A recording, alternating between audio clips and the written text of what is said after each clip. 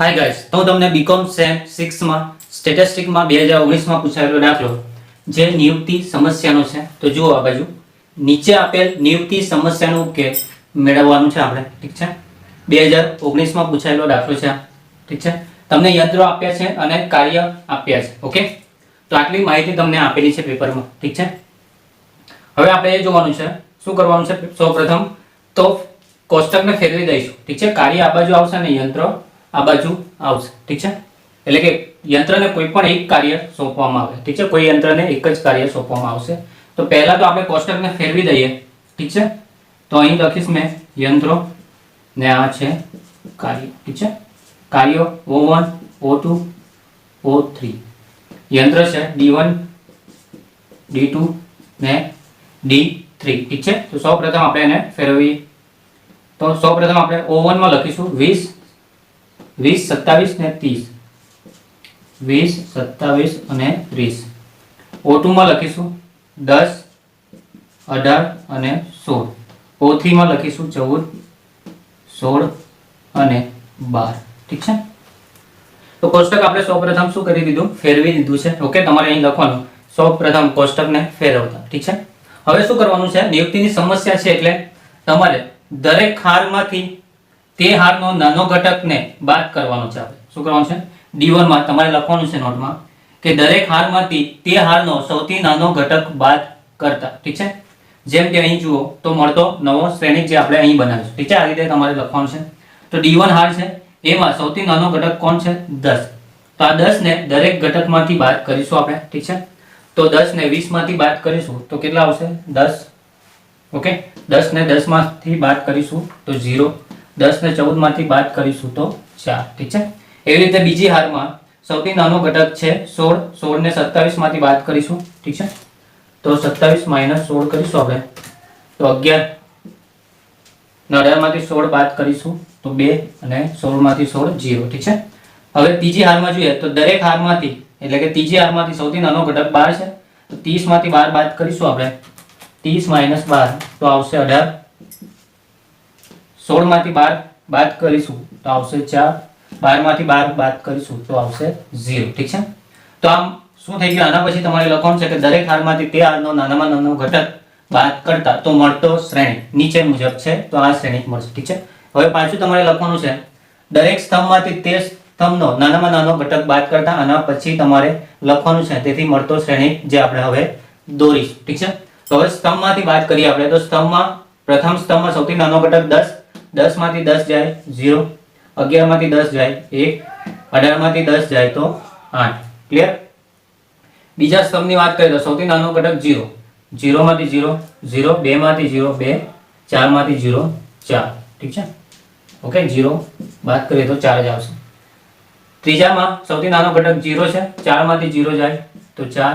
0 માંથી 0 ને 0. ઠીક છે, ઓકે, તો આપણે આમાં સૌપ્રથમ શું કરવાનું છે, દરેક હાર કે દરેક સ્તંભમાં 0 હોવું જોઈએ. ઠીક છે, જુઓ સ્તંભમાં 0 છે, સ્તંભમાં 0 છે, સ્તંભમાં 0 છે, હારમાં 0 છે, હા હારમાં 0 છે અને હારમાં 0 છે. ઠીક છે, ઓકે, હવે શું કરવાનું છે તમારે કે તમારે લખવાનું પછી શું લખવાનું, ઓકે, કે સૌથી દરેક હાર અને દરેક સ્તંભમાંથી શક્ય તેટલી ઓછામાં ઓછી આડી કે ઊભી રેખા વધુમાં વધુ શૂન્યને આવરી લે. એટલે કે વધુ શૂન્યને આવરી લે, શૂન્યને આવરી લઈ તેમાંથી પસાર કરતા. ઠીક છે, તો તમારે લખવાનું છે. ઠીક છે, હું તો ફક્ત તમને બતાવવા માટે લખું છું. ઠીક છે, તમારે લખવાનું છે. આના પછી શું લખવાનું છે કે દરેક હાર કે દરેક સ્તંભમાંથી આપણે આડી કે ઊભી રેખા દોરીશું જે વધુમાં વધુ શૂન્યને આવરી લે, એટલે કે વધુમાં વધુ શૂન્યથી પસાર થાય. ઠીક છે, ઓકે, એ રીતે બી થાય, કાં તો તમને પછી જેમાં લાઈન મારો તેમાં. ઠીક છે, તો જુઓ અહીંયા તો સૌપ્રથમ આની વાત કરીશ. ઠીક છે, તો આમાંથી તમે શૂન્ય આ છે. ઠીક છે, તો હારમાં જો તો ઊભી લાઈન કરવાની, સ્તંભમાં જો તો આડી લાઈન કરવાની. ઠીક છે, તમને જેમ ઠીક લાગે તેમ કરી શકો છો. ઓકે, તમારે એટલું ધ્યાન રાખવાનું કે વધુ 0 આવી જવું જોઈએ એક લાઈનમાં. ઠીક છે, ઓકે, બસ એટલું યાદ રાખો. તો જો આ પહેલી હાર છે, તો જો મેં સીધી લાઈન દોરીશ તો 0 0 2 0 આવરી લઈશું. ક્લિયર, ઓકે, ચાલો तो हूँ सीधी लाइन दौरी दઉં, ठीक है। तो 2 0 जता रह्या, ठीक है। हवे मैं आने चौरस करी दઉં केम के हूँ प्रथम 0 थी एने आवरी लीधी है, ठीक है। चलो हवे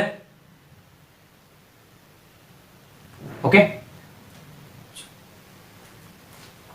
हवे आनी बात करिए आपणे तो आमां पण मैं ऊभी दौरो तो एक ज आवशे, ऊभी दौरवी पड़शे आपणे, ठीक है। तो बंने आई जशे, तो आ ऊभी दौरी दीधी, ठीक है। ओके, तो तमे आ बेमांथी कोई एकने बी आपी शको, आने आपी शको, आने आपी शको, ठीक है। हूँ आने आपी दઉં, ठीक है, क्लियर। तो तमारे वधुमां वधु शून्य आवड़ी लेवा जोईए दरेक हारके दरेक स्तंभमां, ठीक है। तो અહીં ફક્ત અહીં પણ 2 શૂન્ય આવડી લીધા છે આપણે, એક જ લાઈન દોરી છે, ठीक है। तो एक लाइનમાં વધારે શૂન્ય આવવા જોઈએ, ક્લિયર। હવે ચાલો, તો આ જે ઉકેલ છે જે તે ઈષ્ટ છે કે નહીં તેની ચકાસણી કરવી પડે આપણે। તો એના માટે તમારે લખવાનું હોય છે કે આડી કે ઊભી, આડી કે ઊભી રેખાની સંખ્યા बराबर स्तंभ के हारनी संख्या, ठीक है। એટલે કે જે આપણે આડી કે ઊભી રેખા દોરેલી છે એ અને જે હાર કે સ્તંભ છે એ બંનેની સંખ્યા સરખી થવી જોઈએ તો જ એ મેળવેલ ઉકેલ ઈષ્ટ ઉકેલ છે એમ ગણી શકીએ, ठीक है। તો આપણે કેટલે હાર દોરી છે એટલે રેખા કેટલી દોરી છે 1 અને 2 જ દોરી છે ઇઝ ઇક્વલ ટુ સ્તંભ કે હારની સંખ્યા કેટલી છે તો સ્તંભ તમે જો તો 3 છે ने हार पण 3, ओके। आमां सरखा ज लेवाना है એટલે કે 3 એનો મતલબ ઇક્વલ નથી, ओके। અહીં પણ 3 રેખા આવી જોઈએ, ठीक है। સંખ્યા 3 છે ને સ્તંભ કે હારની, તો આડી કે ઊભી રેખાની બી 3 રેખા આવી જોઈએ, પરંતુ અહીં આવતી નથી એટલે આ જે મેળવેલ ઉકેલ છે ઈષ્ટ ઉકેલ નથી, તેને સુધારવું પડશે આપણે। તો સુધારવા માટે શું કરવાનું છે કે જે રેખા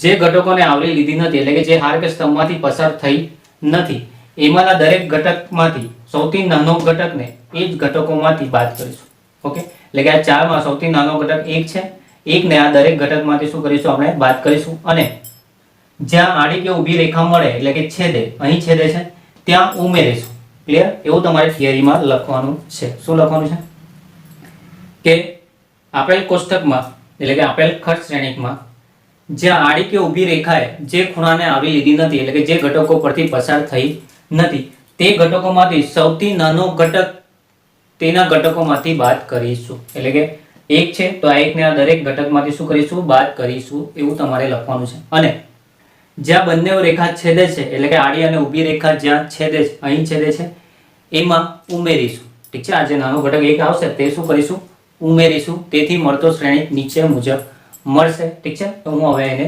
દોરું છું, જુઓ। ચાલો તો જુઓ, તો આ કોષ્ટક દોર્યું છે મેં, ઠીક છે। હવે શું કરવાનું છે આપણે આગળનો સ્ટેપ કે જે આડી અને ઊભી રેખાએ જે ખૂણાને આવરી લીધી નથી તેના દરેક ઘટકોમાંથી સૌથી નાનો ઘટક કયો છે 1, એને આ દરેક ઘટકમાંથી શું કરીશું બાદ કરીશું, ઠીક છે। તો અહીં છે તો 1 માંથી 1 બાદ કરીશું 0, પછી 2 માંથી 1 બાદ કરીશું 1, 8 માંથી 1 બાદ કરીશું 7, 4 માંથી 1 બાદ કરીશું તો 3, ઠીક છે, ઓકે।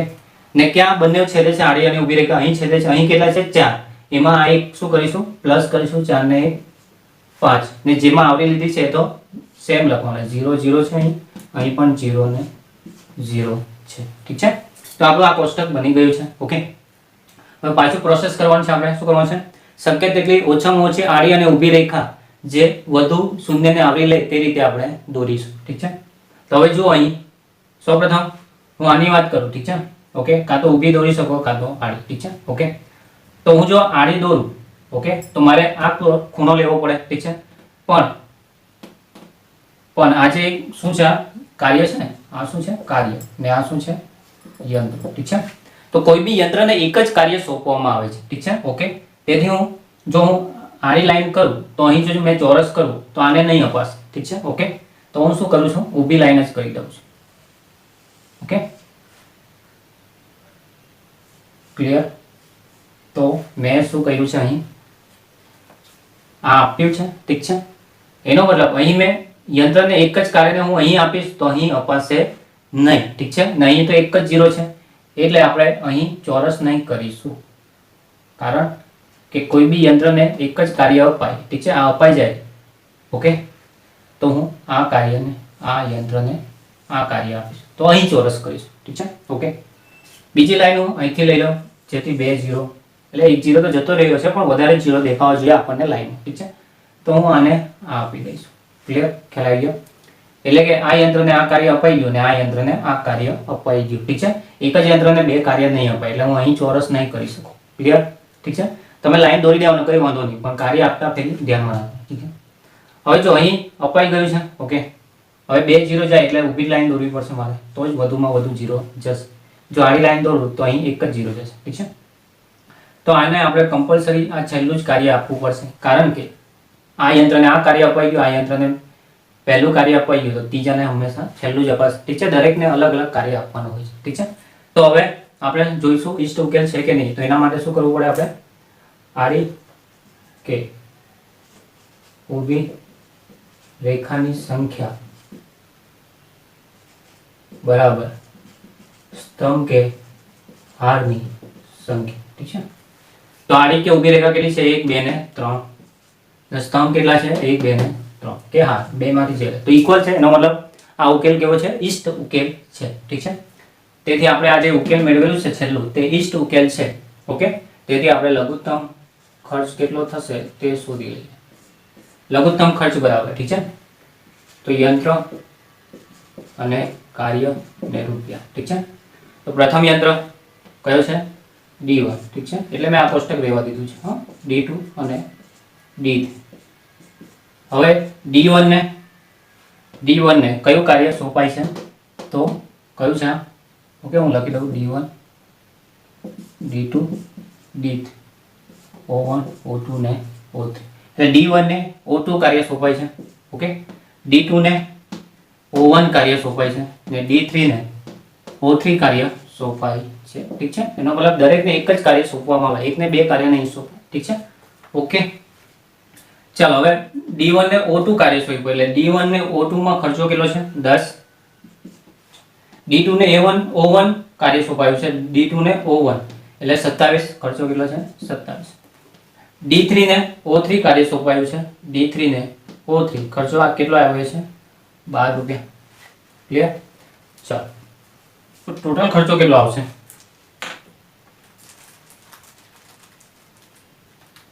10 + 27 + 12, ટોટલ રૂપિયા 49. કેટલા?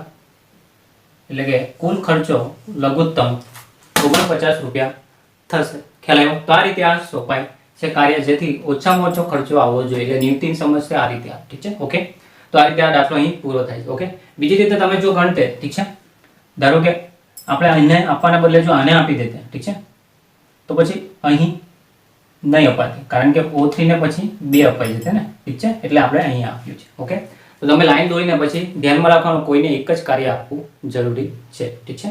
તો લઘુત્તમ ખર્ચ કેટલો આવશે? 49 રૂપિયા. તો આ દાખલો અહીં પૂરો થાય છે, ઠીક છે. 2019 માં પૂછાયો હતો. મળીશું આગળના દાખલામાં. Good bye.